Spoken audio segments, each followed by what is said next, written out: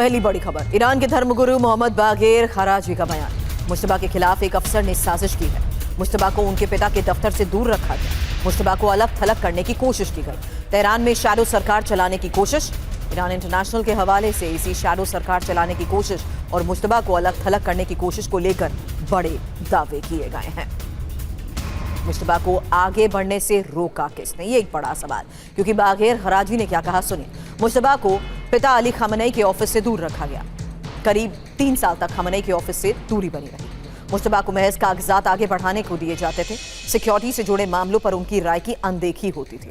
कुछ रिश्तेदारों से भी मुश्तबा को दूर रखा जाता था।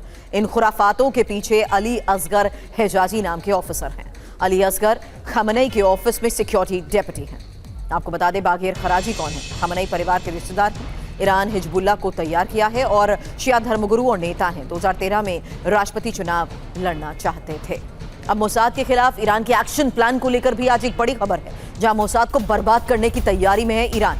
जासूसी नेटवर्क ईरान बनाना चाहता है। इजरायल में घुसपैठ की कोशिश ईरान करना चाहता है। अब मोसाद के लिए किस तरीके का ईरान चक्रव्यूह बना रहा है, यही एक एक इंफॉर्मेशन अब आपके सामने, क्योंकि मोसाद का चक्रव्यूह बहुत बड़ा है। लेकिन इसी मोसाद के चक्रव्यूह को क्या ईरान तोड़ पाएगा, क्योंकि प्लान तैयार किया जा रहा है। इजरायल में बड़ी घुसपैठ का प्लान है। मोसाद के जासूसों के ब्रेन वॉश करने का प्लान है। पकड़े गए जासूसों को डबल एजेंट बनाने का, डराने के लिए एजेंट्स को खुलेआम फांसी और हनी ट्रैप के जरिए खुफिया इनपुट लेना। हालांकि एजेंट्स को कड़ी यातना देकर पूछताछ और विश्वासघात करने पर फांसी की सजा। वहीं ईरान में सैन्य ठिकानों की संख्या भी बढ़ाना और परमाणु स्थलों की कड़ी सुरक्षा निगरानी। बगावत करने वालों का सफाया। खौफ का दूसरा नाम मोसाद बना कैसे, क्योंकि मोसाद जिस तरीके से ऑपरेट करता है, मोसाद जिस लेवल पर ऑपरेशंस को अंजाम देता है, उसी के बलबूते पूरी दुनिया में मोसाद के एजेंट्स के ऑपरेटिव रहने को लेकर बड़े दावे किए जाते हैं। खौफ का दूसरा नाम मोसाद बना कैसे, काम कैसे करती है सुनिए। इनका बजट $2.8 बिलियन का है। सीधे प्रधानमंत्री को रिपोर्ट करते हैं। खुफिया इनपुट होता है। सीक्रेट मिशंस पर काम करते हैं। एआई टेक्निक के इस्तेमाल किया जाता है। मशीन लर्निंग पर फोकस हमेशा से रहा, यहां तक कि माइक्रो रोबोट्स और रिमोट कंट्रोल से लैस रहते हैं। GPS system. टीम में 7,000 से ज्यादा लोग होते हैं और लेटेस्ट टेक्नोलॉजी के बेसिस पे सीक्रेटली मिशंस को अंजाम देते हैं। इस बीच ईरान में नेतृत्व परिवर्तन की मोसाद की योजना फेल हो चुकी है। प्लान फेल होने के बाद मोसाद में बड़े बदलाव को लेकर यह खबर सामने आई है। यानी अब मोसाद का तेहरान को लेकर प्लान फेल होने पर एक्शन लिया जा रहा है और मोसाद डायरेक्टर रोमन गुफमैन ने बड़ा एक्शन लिया है। योजना फेल होने पर मोसाद के 2 वरिष्ठ ऑफिसर्स को हटाया गया। इजरायली मीडिया हाउस चैनल 12 के हवाले से इस खबर को लेकर दावा किया जा रहा है, जहां दावा यह कि मोसाद का मिशन तेहरान फेल। 2 ऑफिसर्स पर इसकी गाज गिरी है। मोसाद के डायरेक्टर रोमन गुफमैन ने 2 ऑफिसर्स को हटाया है। दोनों ऑफिसर्स ने ईरान में सत्ता परिवर्तन की योजना तैयार की। इस योजना को राष्ट्रपति डोनाल्ड ट्रंप के सामने पेश किया गया था। हटाए गए ऑफिसर्स में से एक इंटेलिजेंस डायरेक्टर के प्रमुख हैं। इंटेलिजेंस डायरेक्टर को पिछले साल दिसंबर में नियुक्त किया गया था और हटाया गया दूसरा ऑफिसर है ईरान डिपार्टमेंट का प्रमुख। मोसाद प्रमुख चाहते थे कि ऑफिसर योजना के फेल होने की जिम्मेदारी ले। दोनों ऑफिसर्स ने योजना फेल होने की जिम्मेदारी नहीं ली, तो उन पर एक्शन लिया गया है। मोसाद में बदलाव को लेकर खबर समझिए, जहां विफलता के बाद मोसाद की स्ट्रैटेजी पर भी सवाल उठे और मोसाद ईरान पर नई स्ट्रैटेजी अपना रहा है। मोसाद प्रमुख गुफमैन बदलाव कर रहे हैं। बदलावों के तहत ही ऑफिसर्स को हटाया गया है और गुफमैन के हटाए गए ऑफिसर्स से पहले से मतभेद भी हैं। वहीं यहां से वार्ता पर ईरान में मतभेद को लेकर एक बड़ी खबर सुनिए। ईरानी नेतृत्व IRGC में मतभेद की खबर है और ईरानी वार्ताकारों ने माना है कि उन पर दबाव है। हालांकि डील के टिके रहने की गारंटी नहीं है, ये ईरानी वार्ताकारों की तरफ से कहा जा रहा है। वॉल स्ट्रीट जर्नल के हवाले से एक और बड़ी खबर। समझौते पर ईरान में मतभेद, खबर सुनिए, जहां ईरानी वार्ताकारों ने मध्यस्थों से कहा समझौते के लागू होने की गारंटी नहीं है। ईरान में समझौते पर गंभीर मतभेद है। अराक्ची और कालिबाफ ने हॉर्मूज योजना को स्वीकार किया है, जो कि हॉर्मूज में आने जाने वाले जहाजों के लिए अलग लेन है। IRGC ने इस प्रस्ताव पर ही अतिरिक्त शर्तें लगा दी हैं। IRGC हॉर्मूज में टैक्स वसूलने का पक्षधर है, जबकि ईरानी वार्ताकारों पर घरेलू दबाव भी है और वार्ताकारों पर तत्काल आर्थिक राहत का दबाव। इस बीच बड़ी बात यह है कि समझौते से फायदा नहीं तो IRGC जहाजों पर हमले भी करेगा। अब स्ट्रेट ऑफ हॉर्मूज पर डोनाल्ड ट्रंप ने बड़ा बयान दिया। हॉर्मूज खुल चुका है। डोनाल्ड ट्रंप का कहना है कि हॉर्मूज पर अमेरिका का कंट्रोल है, अमेरिका का नियंत्रण है। युद्ध बहुत जल्द खत्म हो जाएगा। ईरान बहुत दिनों तक युद्ध नहीं लड़ पाएगा। तो डोनाल्ड ट्रंप का ये लेटेस्ट बयान, जहां स्ट्रेट ऑफ हार्मूज को लेकर डोनाल्ड ट्रंप बड़ा दावा कर रहे हैं और कह रहे हैं कि अभी भी अमेरिका का स्ट्रेट ऑफ हार्मूज पर कंट्रोल है और कह रहे हैं कि स्ट्रेट ऑफ हार्मूज खुल चुका है। तो फिलहाल इस हालात में बड़ी खबर अमेरिका ईरान ओमान की बातचीत को लेकर ही है और इसी बातचीत का लेटेस्ट अपडेट सुनिए, क्योंकि मुश्तबा के हॉर्मूज हट से वार्ता अटकी हुई है। ईरान ड्राफ्ट में क्या है? ईरान की शर्तों पर ही हॉर्मूज खुलेगा। ओमान के साथ एक नया रास्ता भी तय। ऐसा तभी होगा जब अमेरिका नाकेबंदी को हटाएगा।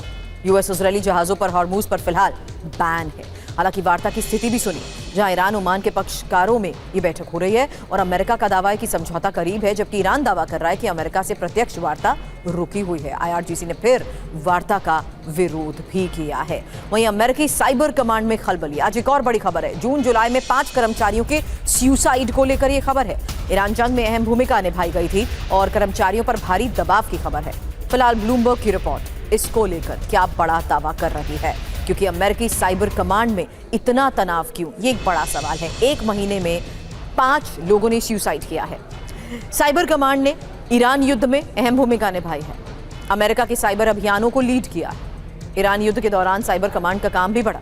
अप्रैल में जनरल जोशुआ रूट ने फंड की मांग भी की थी। साइबर कर्मियों के मानसिक स्वास्थ्य के लिए $1 करोड़ की मांग की गई थी, जबकि चेतावनी दी कि फंडिंग नहीं मिलने पर बर्नआउट सैन्य क्षमता में गिरावट पड़ेगी।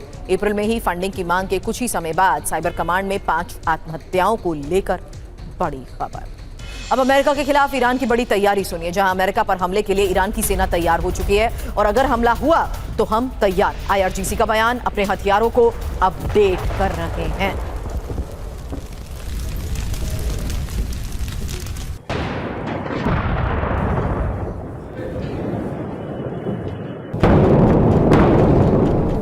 तो साफ है कि अमेरिका से भिड़ने के लिए ईरान फिर तैयार है और ईरान की सेना फिर से जंग के लिए पूरी तैयारी कर चुकी है। अब ईरान पर हमला तो अमेरिका पर उससे भी बड़ा अटैक।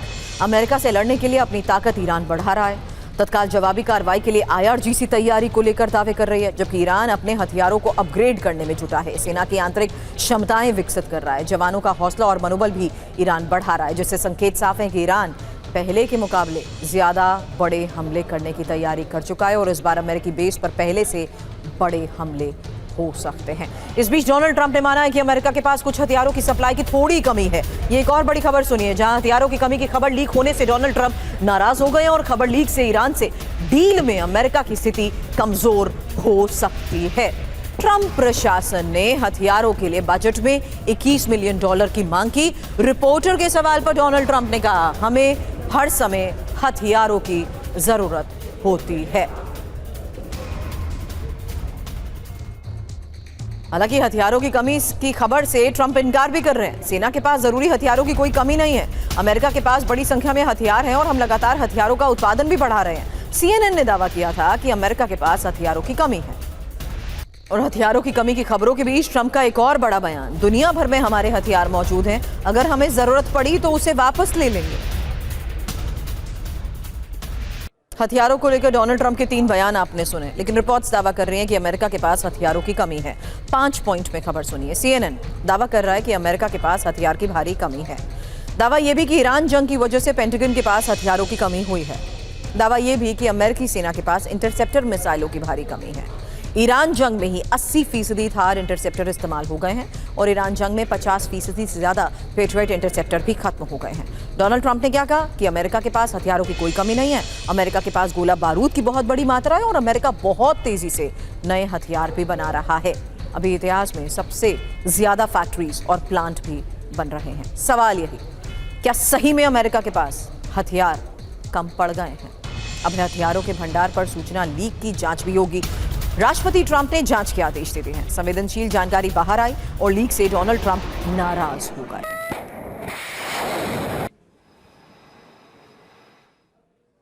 तो हथियार भंडार की मीडिया कवरेज और लीक की जांच के आदेश, क्योंकि हथियार खत्म होने की खबर से डोनाल्ड ट्रंप नाराज हैं। मीडिया कवरेज से रणनीतिकार चिंतित हैं। अमेरिका की सैन्य कमजोरी का संदेश आ रहा है और ईरान के साथ बातचीत में अमेरिकी दबाव भी कमजोर। हालांकि ट्रंप ने कैंप डेविड में सीनियर ऑफिसर्स से बैठक भी की है। हथियारों की कमी पर मीडिया कवरेज पर चर्चा हुई है। इस बैठक में रक्षा मंत्री पीट हेगसेथ ने भी सवाल किए। जिसने भी खबर लीक की उस पर कार्रवाई तय है। और युद्ध मंत्री पीट हेगसेथ से मतभेद की खबरों को ट्रंप ने नकार दिया है। हेगसेथ से मतभेद की खबर पूरी तरह गलत। मैं हेगसेथ के काम से बहुत खुश हूं।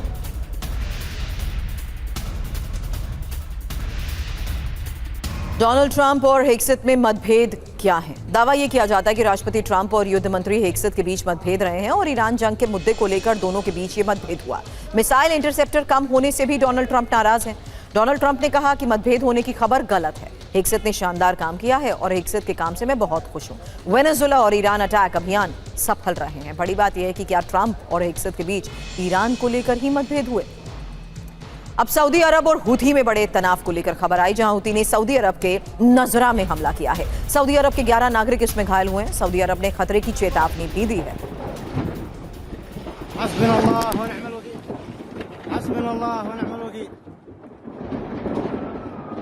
हुथी ने यमन में सऊदी समर्थित सुरक्षा बलों पर हमला किया। इस हमले में 40 सैनिकों के मारे जाने की खबर है। हमलों में बैलिस्टिक मिसाइल और ड्रोन के इस्तेमाल का दावा किया गया।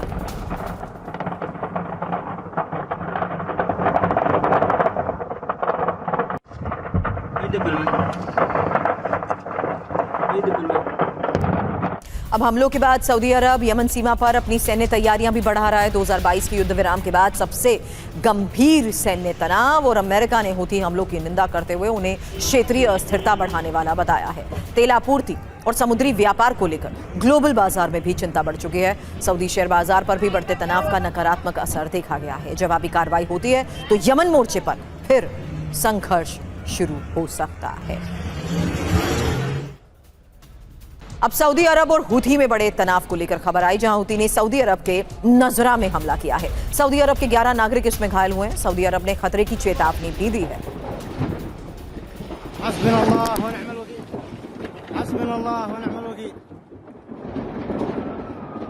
हुथी ने यमन में सऊदी समर्थित सुरक्षा बलों पर हमला किया। इस हमले में 40 सैनिकों के मारे जाने की खबर है। हमलों में बैलिस्टिक मिसाइल और ड्रोन के इस्तेमाल का दावा किया गया।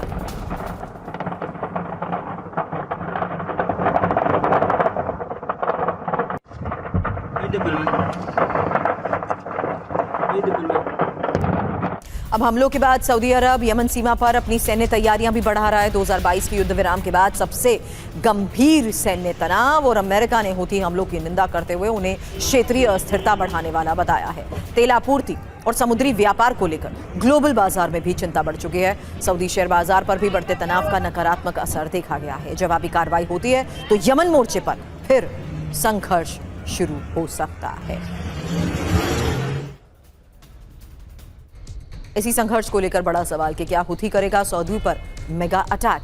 ट्रंप पर मुश्तबा का शिकंजा। सऊदी अरब मानता है कि हुथी हमलों के लिए ईरान जिम्मेदार है और IRGC हुथी के गठजोड़ में इराक के मिलिशिया भी शामिल हैं। हालांकि सऊदी अरब की खुफिया रिपोर्ट क्या कह रही है? कुछ दिनों में इराकी मिलिशिया हुथी सऊदी पर बड़े हमले करेंगे। एनर्जी इंफ्रास्ट्रक्चर के साथ साथ बंदरगाह और हवाई अड्डों पर हमले संभव है। सऊदी अरब ने ईरानी ड्रोन और मिसाइलों की मूवमेंट को भी नोटिस किया है।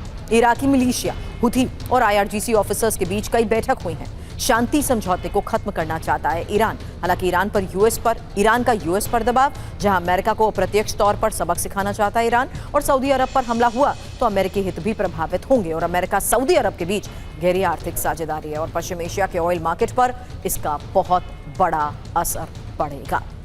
अब अमेरिका की परमाणु नीति को लेकर भी बड़ी खबर आई है, जहां अपनी परमाणु नीति को बदलने की तैयारी में है अमेरिका। टैक्टिकल न्यूक्लियर हथियारों का इस्तेमाल अमेरिका कर सकता है। रूस चीन से टकराव की स्थिति में छोटे एटम बॉम्ब का इस्तेमाल मुमकिन है। NBC न्यूज के हवाले से अमेरिका की बदलती परमाणु नीति को लेकर क्या दावा किया जा रहा है, सुनिए खबर। जहां अमेरिका से बड़ी खबर आई, बदल गई परमाणु नीति, क्योंकि अमेरिका की परमाणु नीति बदलने को लेकर रिपोर्ट में दावा किया गया। जहां रूस चीन से तनाव होने पर यह नीति बदलेगी और अमेरिका छोटे एटम बॉम्ब का इस्तेमाल कर सकता है। कम दूरी के टैक्टिकल न्यूक हथियारों के इस्तेमाल को लेकर दावा किया जा रहा है। पेंटागन के नीति प्रमुख एल्ब्रस कोल भी समीक्षा कर रहे हैं। विरोधी के हमले से पहले अमेरिका इस्तेमाल कर देगा। अब ये भी जानिए कि आखिर टैक्टिकल न्यूक्लियर हथियार होते क्या हैं। कम क्षमता और कम दूरी वाले परमाणु हथियार, इसमें पूरे शहर को निशाना नहीं बनाया जाता, सीमित सैन्य लक्ष्य के लिए इस्तेमाल किया जा सकता है। हालांकि सीमित युद्ध क्षेत्र या सैन्य ठिकानों को निशाना बनाया जा सकता है। अब आईडीएफ ने दक्षिणी लेबनान पर हमला किया। आज तस्वीरें सामने आई जहां हिजबुल्लाह के हथियार भंडार पर अटैक हुआ और 2 इजरायली सैनिकों की मौत के बाद यह हमला हुआ। दोनों सैनिक दक्षिणी लेबनान के माजदल में विस्फोट की चपेट में आ गए थे। 4 बाकी इजरायली सैनिक गंभीर रूप से घायल हुए हैं। जून में हुए युद्ध विराम के बाद पहली बार इजरायल के सैनिकों की मौत की खबर।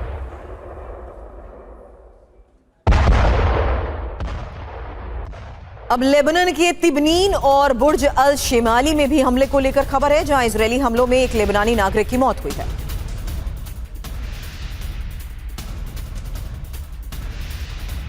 हमला तायरे शहर पर भी हुआ। लेबनान के तायरे शहर पर हमले की तस्वीर देखिए। हवाई हमले में एक घर तबाह हो गया। लेबनान के स्वास्थ्य मंत्रालय की तरफ से दावा किया गया कि 2 मार्च से अब तक लेबनान में 4333 लोगों की मौत हुई है।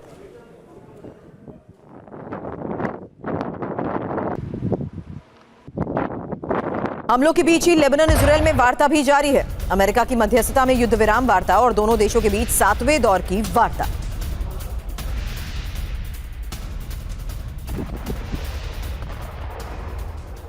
तो अब ये तस्वीरें लेबनान से सामने आई हैं और लगातार हो रहे हमलों के बीच आपको बता दें, लेबनान इजरायल में वार्ता का दौर भी जारी है। अमेरिका की मध्यस्थता में युद्ध विराम वार्ता को लेकर खबर है कि दोनों देशों के बीच 7वें दौर की वार्ता हो रही है। खबरें रूस यूक्रेन युद्ध से जुड़ी, जहां रूस की ग्रैड मिसाइल यूनिट पर बड़ा हमला हुआ। यूक्रेन ने ड्रोन अटैक कर मिसाइल यूनिट को मार गिराया। इस हमले के बाद 122 mm का ग्रैड रॉकेट तबाह हो गया।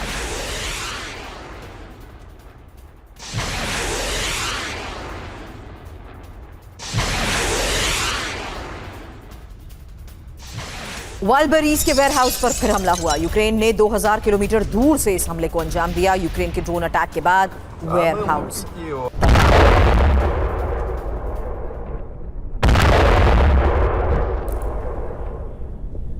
खबर रूस की तेल रिफाइनरी पर बड़े हमले को लेकर है, जहां तेल रिफाइनरी पर यूक्रेन के 6 ड्रोन अटैक हुए। इस हमले के बाद रिफाइनरी के 4 हिस्सों में आग लग गई।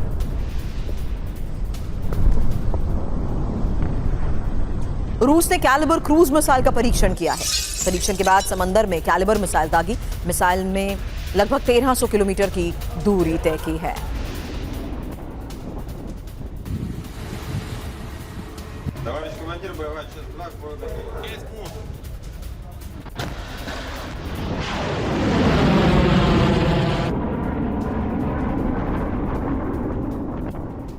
और बड़ी खबर यह है कि नेटो देशों पर सीमित हमला कर सकता है रूस।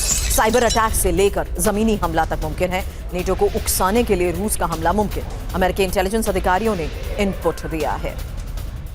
रूस के आम नागरिकों पर हमले की योजना पर जब ट्रंप से पूछा गया तो उनका जवाब क्या था। बड़ी खबर यह है कि पोलैंड पर हमले की योजना बना रहा है रूस, और रूस फॉल्स फ्लैग अटैक की योजना बना रहा है। 3 बाल्टिक देशों पर फॉल्स फ्लैग अटैक। लिथुआनिया ने रूस की साजिश पर दावा किया। तो क्या पोलैंड पर रूस हमला करेगा? रूस पोलैंड पर हमले की बड़ी योजना बना रहा है। 3 बाल्टिक देशों पर फॉल्स फ्लैग अटैक की योजना को लेकर दावा किया गया। बाल्टिक देशों के इंफ्रास्ट्रक्चर पर फॉल्स फ्लैग अटैक रूस करेगा। एस्टोनिया, लातविया, लिथुआनिया पर फॉल्स फ्लैग अटैक की तैयारी, जहां फॉल्स फ्लैग हमलों के लिए यूक्रेनी ड्रोन का इस्तेमाल भी मुमकिन है। नकली यूक्रेनी ड्रोन का इस्तेमाल कर सकता है रूस। तीनों बाल्टिक देशों में ड्रोन घटनाओं के बाद हमले की आशंका है। रूस के अटैक करने की योजना पर लिथुआनिया की तरफ से दावा किया गया। अब फॉल्स फ्लैग अटैक ही क्यों? क्योंकि नेटो को यूक्रेन के खिलाफ भड़काना इसका मकसद है। यूक्रेन को मिलने वाली मदद कम करने के लिए हमले हो सकते हैं। यूरोप में यूक्रेन के लिए समर्थन खत्म करना मकसद। और अब आपको दिखाते हैं अमेरिका से बड़ी खबर, जहां ओरेगॉन के जंगलों में आग विकराल रूप ले चुकी है। करीब 1 दर्जन जगहों पर आग लगी है। माउंट ह्यूड इलाके में सबसे ज्यादा तबाही मची है। 43,000 एकड़ से ज्यादा इलाका कैसे जल उठा, देखिए तस्वीर। माउंट ह्यूड इलाका, सबसे ज्यादा तबाही अमेरिका के ओरेगॉन के जंगलों में लगी है और 43,000 एकड़ में आग फैल चुकी है।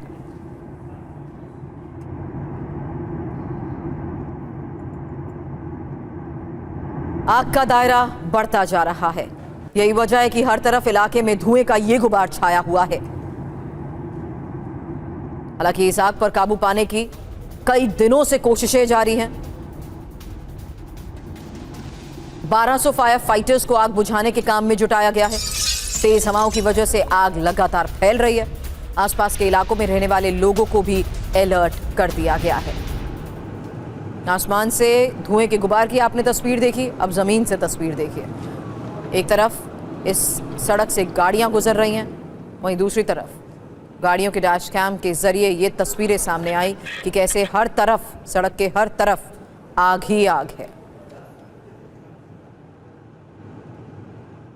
ओरेगॉन के राइट स्प्रिंग में भयावह स्थिति है। रातों रात 3100 एकड़ में 3100 एकड़ में यह आग फैल गई। आग की वजह से हाईवे पर भी ट्रैफिक रोका गया। आग का बढ़ता दायरा, धुएं का ये गुबार, विजिबिलिटी बिल्कुल खत्म, कुछ भी नजर नहीं आ रहा। इलाके में सिर्फ धुआं ही और धुआं, इसीलिए हाईवे पर ट्रैफिक को भी रोक दिया गया। 2 हेलीकॉप्टर और 11 एयर टैंकर्स को आग पर काबू पाने के लिए लगाया गया है। 30,000 गैलन अग्निरोधी रसायन गिराया गया है। रात दिन ऑपरेशन चल रहा है।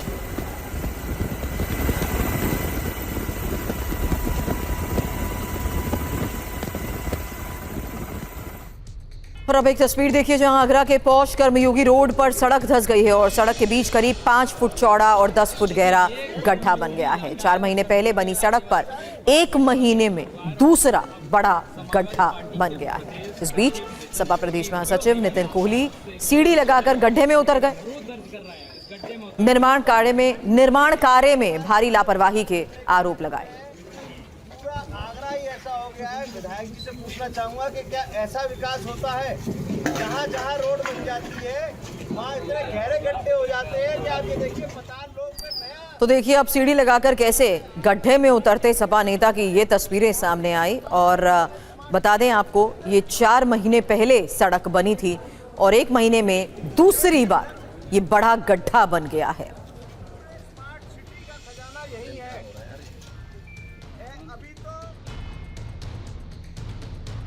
और रांची में ही आयसा अध्यक्ष नेहा बोरा पर स्याही फेंकी गई है। नेहा बोरा पर स्याही को लेकर खबर बता दें, छात्र आंदोलन में शामिल होने गई थी बोरा और आयसा अध्यक्ष नेहा बोरा पर स्याही फेंकी गई है। पैलेट गन से नहीं डरी तो स्याही से क्या डर, नेहा का ये बयान। फिलहाल ये तस्वीरें भी देखिए जहां आंदोलन में पहुंची थी और इसी दौरान आयसा अध्यक्ष के ऊपर स्याही फेंकी गई। लेकिन इसके बाद नेहा का कहना है कि जब पैलेट गन से नहीं डरी तो स्याही से क्या डरूंगी।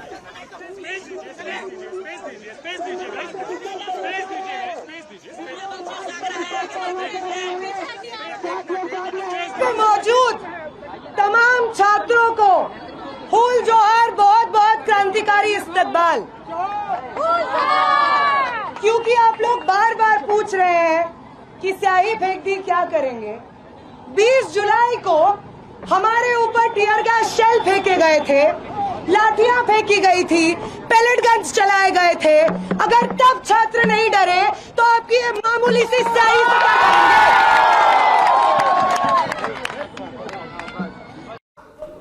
तो इस आंदोलन के बारे में और जानकारी के साथ हमारे सहयोगी शिवांग इस वक्त हमें ज्वाइन कर चुके हैं। शिवांग, आप ही ने बताया था कि किस तरीके से मीटिंग होते हुए लाउड एंड क्लियर में आपने बताया था कि कैसे रिप्रेजेंटेटिव तय हो रहे हैं कि सरकार बातचीत के लिए अगर राजी है तो कौन बातचीत में जाएगा। लेकिन आज झारखंड विधानसभा तक मार्च करने को लेकर भी खबर है, तो बातचीत और मार्च, क्या खबर इसको लेकर?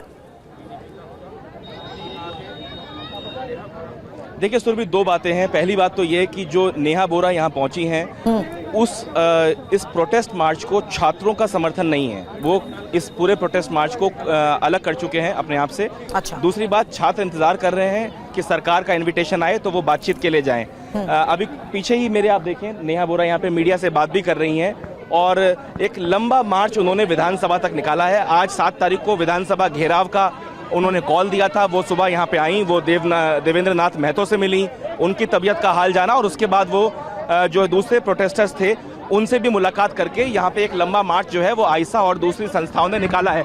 मैं कोशिश करूंगा नेहा से बात करने की। नेहा, हम लाइव हैं। क्या हुआ, आपके ऊपर शाही किसने फेंकी? हम लाइव सुन रहे हैं।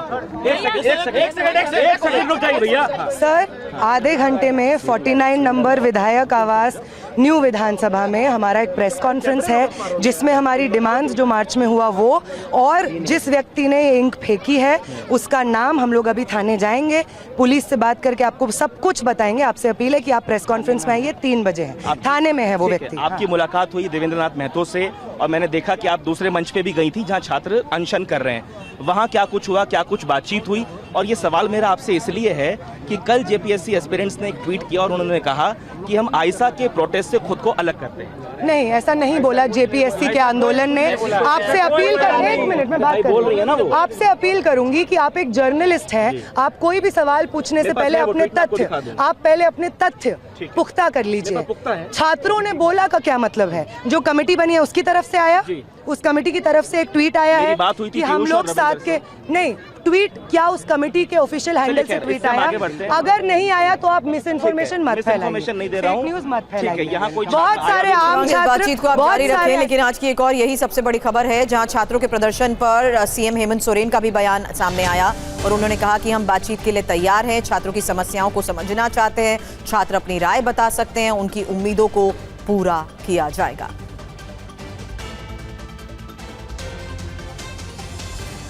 जो माध्यम है वो माध्यम हमने बता रखा है और बात करने के लिए भी हम लोग तैयार हैं। जो छात्रों की इच्छा है उस इच्छा को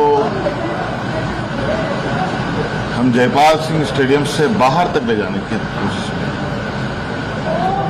पूरे राज्य की जो हमारे छात्र छात्राएं हैं जो इस संबंध में अपने विचार रखते हैं वो अपनी राय दे सकते हैं। एक मजबूत और बड़े रिफॉर्म के साथ आगे हम लोग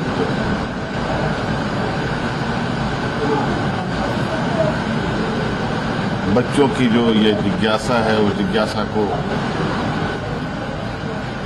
उनके अनुरूप बनाने के उद्देश्य से आगे बढ़े। और बड़ी खबर बता दें, पीएम की एनसीपीआई और शिवसेना सांसदों के साथ बैठक को लेकर खबर है। ब्रेकफास्ट पर एनडीए में शामिल सांसदों से मुलाकात हुई और पीएम ने कहा कि संसद में डिबेट में शामिल हों, संसदीय इतिहास को पढ़ें, जानें और समझें, अपने अपने राज्यों के विकास के लिए काम करें। अब आज ब्रेकफास्ट पर एनडीए में शामिल और 45 सांसदों से पीएम की मुलाकात की तस्वीरें भी सामने आ चुकी हैं। बता दें, पीएम की एनसीपीआई और शिवसेना सांसदों के साथ ही बैठक हुई थी और ब्रेकफास्ट पर एनडीए में शामिल सांसदों से मुलाकात की ये तस्वीरें देखिए। खबर यह है कि पीएम ने यहाँ इस मुलाकात के दौरान कहा कि संसद में डिबेट में वो शामिल हों, संसदीय इतिहास को पढ़ें, जानें और समझें। इस मुलाकात के बारे में तस्वीरों के साथ और जानकारी हमारे सहयोगी आनंद प्रकाश पांडे इस वक्त हमें दे रहे हैं। बताएं आनंद। तो आज सुबह प्रधानमंत्री ने करीब 35 से ज्यादा, करीब 40 से ज्यादा जो सांसद हैं जो कि एनडीए में शामिल हुए हैं वो एनसीपीआई के सांसद है, यानी कि जो टीएमसी से बागी 20 सांसद है वो, और जो उद्धव ठाकरे की शिवसेना और शिंदे ग्रुप में शामिल हुए थे वो, उसके अलावा एनसीपी अजीत पवार की पार्टी के 3 सांसद और साथ ही उपेंद्र कुशवाहा और कुछ दलों के सांसद जो एनडीए में शामिल हो, उनसे आज सुबह प्रधानमंत्री ने मुलाकात की। और जो तस्वीरें भी आपको नजर आ रहा होगा तस्वीरों में कि किस बड़ी सहजता से प्रधानमंत्री इन लोगों से मिल रहे हैं, हंस के बात कर रहे हैं। प्रधानमंत्री ने इन लोगों से इनके क्षेत्र के बारे में पूछे, एक सांसद उन्होंने पूछा कि आपके क्षेत्र में क्या क्या विकास के काम हो रहे हैं और क्या क्या करना है, उनकी दैनिक दिनचर्या के बारे में पूछा। प्रधानमंत्री ने अपनी दिनचर्या भी उनसे साझा की और प्रधानमंत्री ने जो एक परिवार के मुखिया के तौर पे जो निर्देश देते हैं या जो सलाह देते हैं वो उनको सलाह दिया। उन्होंने कहा कि आपको कोई भी जरूरत हो अपने बारे में, अपने क्षेत्र की जनता के बारे में, आप सीधा मुझसे संपर्क करिए, आपको चिंता करने की कोई जरूरत नहीं, मैं आपके साथ हूँ। आपको कोई भी दिक्कत लगे आपके संसदीय क्षेत्र को लेकर आप सीधा पीएमओ से कांटेक्ट करिए। साथ ही साथ प्रधानमंत्री ने ये कहा कि अगर आप लोग आगे बढ़ेंगे, आप लोग का राज्य आगे बढ़ेगा तो ही देश आगे बढ़ेगा। और एक बड़ा व्यक्तिगत सुझाव देते हुए प्रधानमंत्री ने कहा कि सभी सांसदों को जो उनकी दिनचर्या होती है उसमें उनको अपनी सेहत का ध्यान जरूर रखना चाहिए। प्रधानमंत्री ने ठीक कहा है। कि अगर आपका सेहत ठीक रहेगा, स्वास्थ्य ठीक रहेगा, तो ही आप जनता की बेहतर सेवा कर पाएंगे। बिल्कुल आनंद, शुक्रिया पूरी जानकारी के लिए। तो फिलहाल मुलाकात की तस्वीरें आपने देखी हैं और आपको बता दें पीएम से मिलने के बाद एनसीपीआई सांसद रचना बैनर्जी ने क्या कहा, सुनिए। It was an honor, actually. It was a very, very big honor that he has invited us, and the few moments what we spent together, that will be ever memorable for me. जिंदगी में बहुत कुछ आते हैं जाते हैं, सब कुछ होता रहता है, पर आज का सुबह का जो ब्रेकफास्ट के लिए हम लोग को इनवाइट मिला था हमारे ऑनरेबल पीएम से, और उनसे बात किए, और उनका जो राय है, उनका जो देखने का अंदाज है देश के ऊपर, और जैसे वो काम कर रहे हैं सबके लिए, सभी लोगों के लिए, बच्चों से बुजुर्ग तक सबके लिए सोच के जैसे हमारे पीएम काम कर रहे हैं, उनके साथ 2 मिनट वक्त गुजारना हमारे लिए बहुत बहुत भाग्यशाली है।